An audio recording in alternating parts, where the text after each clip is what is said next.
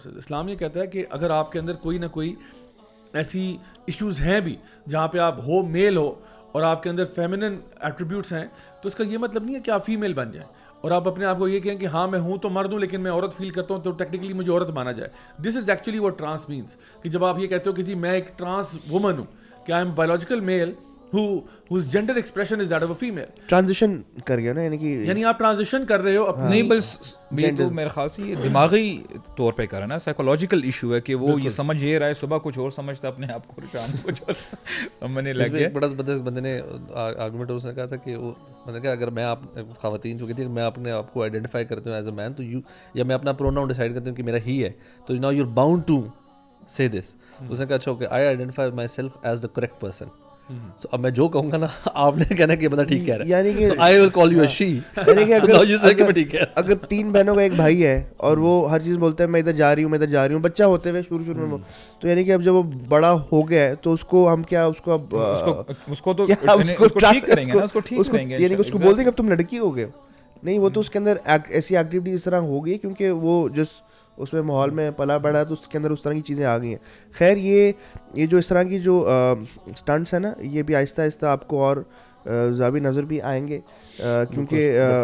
Now they've کم openly funding بھی آ گئی نا, اور ہو سکتا ہے ڈرامہ بھی فنڈیڈ ہو, کوئی اس میں کوئی بات پتہ ہے کہ دیکھیں یہ جو اس طرح کی چیزیں ہوتی ہیں نا, جن لوگوں کے دل مضبوط نہیں نہ ہوتے ان کو اس طرح کی چیزیں بڑی پسند آ جاتی کیونکہ it's an easy way out. آپ یعنی آپ کے دل میں جو چیز آ رہی ہے آپ وہ کرنے لگ جائیں اور اپنی زندگی کو بہتر بنانے کی کوشش کریں. آئی مین یہ جو بیسک چیزیں ہیں جو ہمیں ہمارا دین بتاتا ہے کہ دیکھیں یا تو سیدھا آپ کلیئر کٹ یہ بتا دینا کہ آپ اسلام کے فولڈ کے اندر ہو کہ نہیں, آر یو اے مسلم اور ناٹ. سمپل سی بات ہے. ہم میں سے کتنے ایسے مسلمان ہیں ہمیں پتہ ہی نہیں ہے کہ یار جب آپ یہ کمٹ کر رہے ہیں نا کہ آپ مسلم ہیں تو آپ ایک عہد کے اندر آ جاتے ہیں, you come into a covenant, جہاں پہ آپ یہ کہتے ہیں کہ یار بھائی میری نہیں چلے گی, میری اپنی مرضی نہیں چلے گی, میں نے اپنی جو ہے نا میں جو میرے رب مجھے بتائیں گے میں نے اس حساب سے اپنی زندگی گزارنی. Simple as that. اب جو احکامات آپ کو قرآن میں حدیث میں جو آپ کو ملتے ہیں, you have to obey that. اللہ معاف کرے. بالکل ایسے. اچھا گائز ہم اپنے نیکسٹ سیگمنٹ کی طرف موو کرتے ہیں which is basically the question of the week. تو آج کا جی question of the week segment میں مکارٹزن کا سوال ہے اور کہہ رہے ہیں کہ جی السلام علیکم ضیاء بھائی, I have a question on how to identify haq and na haq things. I would like to share an example that will make you understand what I mean. In my school, on some national holidays like Independence Day, my teachers used to quote a so-claimed hadith that loving your nation is half of your iman. As a kid, I believed this blindly because it was coming directly from my teacher, which in terms was my only source of knowledge. But later, when I posted the same quote on my status, there were a number of responses with reliable sources which suggested that it's not a hadith. The main concern with today's time is that you can't just turn a blind eye on anything. This arises in insecurity in gaining new knowledge. Shaitan always try to whisper waswasa that iska source sahi hai ya nahi, agar ye galat hua to what should be the attitude if as a student I am exploring new things in getting knowledge. اور پھر آگے ان کی آگے بات کرتے ہیں. تو اس کا اب یہ سوال پوچھا ہے جنہوں نے کہ how to identify between truth and falsehood, haq and nahaq things. So I think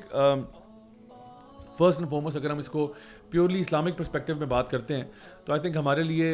reference بہت ضروری ہوتا ہے. کوئی بھی چیز ہمارا دین اتنا لاوارث نہیں ہے یا اتنا یعنی فالتو کا نہیں ہے کہ جہاں پہ آپ کہیں کہ جی کوئی بھی بات کوئی بندہ کہتے تو ہم اس کی بات مان لیں just because it has an emotional appeal to it. Rather what we sees کہ جو بندہ بھی کوئی دین کی بات کر رہا ہے ہم اسے کہتے ہیں کیا یہ بات جو آپ نے کی ہے کیا یہ قرآن مجید میں سے سورس کیا آپ نے, اگر سورس کی ہے تو اس کا برائے مہربانی ریفرنس دے دے, تو اس میں کوئی غلط بات نہیں ہے. It's not even impolite to ask for reference. ہم سے بھی لوگ پوچھتے ہیں کہ بھائی آپ نے وہ فلاں بات کی تھی کائنڈلی اس کا ریفرنس بتا دیتے ہیں کہ جی قرآن کی اس آیت کی تشریح میں یہ بات ہے یا اس آیت کا ڈائریکٹ ترجمہ ہے یا اس کو پوری سورہ کو آپ پڑھ لیں وغیرہ وغیرہ. دوسرا ہمارے پاس سورس جو ہے وہ ہمارے پاس احادیث مبارکہ ہیں, نبی کریم صلی اللہ علیہ وسلم کی احادیث مبارکہ ہیں جو کہ صحیح سند کے ساتھ آپ کے پاس پہنچی ہوئی ہیں. تو فار ایگزامپل صحیح بخاری کی صحیح مسلم کی حدیث ہے یا اور کتب کی بھی اگر حدیث ہے تو آپ اس کی جو صحت ہے حدیث کی وہ چیک کر لیں کہ جی صحیح ہے یا حسن ہے یا وہ ضعیف حدیث ہے یا موضوع ہے, کس کیٹیگری میں آتی ہے. اس حساب سے پھر آپ دیکھ لیں کہ یہ کتنی اوتھینٹک حدیث ہے. اور کوشش ہونی چاہیے ہمیشہ کہ جو بھی سب سے زیادہ اوتھینٹک احادیث ہوں ان پہ ریلائی کیا جائے ایز اپوز ٹو ایک انسان اپنا پورا کیس بلڈ کرے ضعیف احادیثوں کی بیس کے اوپر یا فیبریکیشنز کی بیس کے اوپر, یا اس سے بھی آگے چلے جائیں اگر آپ, تو قصے کہانیاں جن کا کوئی سر پیر نہیں ہے, کوئی ریفرنس بھی پتہ نہیں کس نے کوٹ کیا, کہاں سے آیا, تو یہ اینیکڈوٹل قسم کی بات تو ہو سکتی ہے, بٹ اس کو حق نہیں کہا جا سکتا کہ یہ ایبسولوٹ ٹروتھ ہے. Absolute truth with A capital T will come from the book of Allah and the حدیث آف دا پروفٹ صلی اللہ علیہ وسلم. تو آپ ضرور پوچھیں, اور اگر آپ نے بچپن میں کئی حدیثیں ہم نے بھی پڑھی ہیں جو بعد میں جا کے ہمیں پتہ چلا کہ بھئی ان کی اوتھینٹسٹی میں سیویئر پرابلم تھا, تو آئی تھنک اگر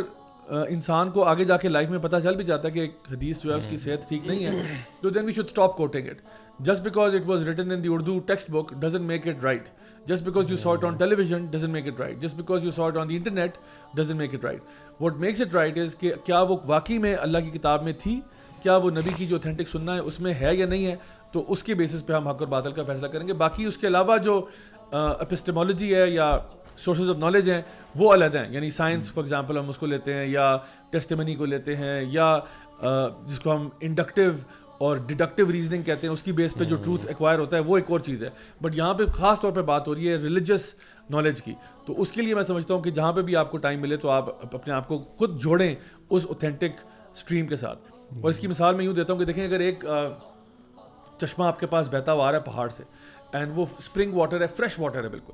اور دوسرا جو ہے چشمہ وہ بھی پہاڑ سے آ رہا ہے لیکن وہ ایک فیکٹری کے تھرو ہو کے گزرتا ہے, اور فیکٹری والے جو ہیں اس میں اپنا کچرا, کوڑا, کیمیکل ویسٹ وغیرہ سارا اس میں ڈال دیتے ہیں. اب دونوں اسٹریمز اسٹارٹ تو ٹاپ آف دا ہل سے ہی ہوئی تھیں, فریش واٹر سے ہوئی تھیں, اور ایک تو جو ہے وہ انکنٹامنیٹڈ اسٹریٹ آپ تک پہنچ رہی ہے, دوسری فیکٹری کے تھرو ہو کے جا رہی ہے.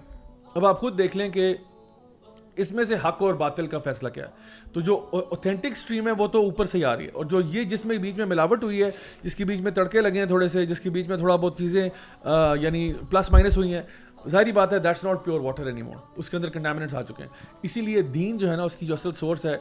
وہ میرے محلے کے مولوی صاحب اور قاری صاحب نہیں ہے, اس کی اصل سورس قرآن و سنت ہے, اور علماء جو ہے وہ ہمیں ہیلپ کرتے ہیں in order to understand these things. اور آپ کا رائٹ ہے کہ آپ ان سے سوال بھی کریں, آپ اور پوچھیں بھی. اور ماشاء اللہ میں نے دیکھا ہے میرے اپنے ایکسپیرینس میں جتنے بھی ماشاء اللہ ہمارے علماء ہیں جو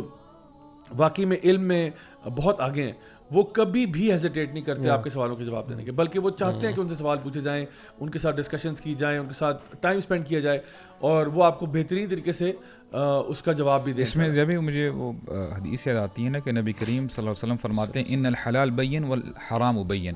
یعنی کتنی کلیئر کٹ بات ہے کہ آج نا ہم تھوڑے سے کنفیوز ہو رہے ہوتے ہیں, جو ینگ جنریشن ہے یا عام مسلمان, وہ یہ کہتا ہے کہ ہمیں پتہ کیسے چلے گا کہ سیدھا راستہ کیا ہے.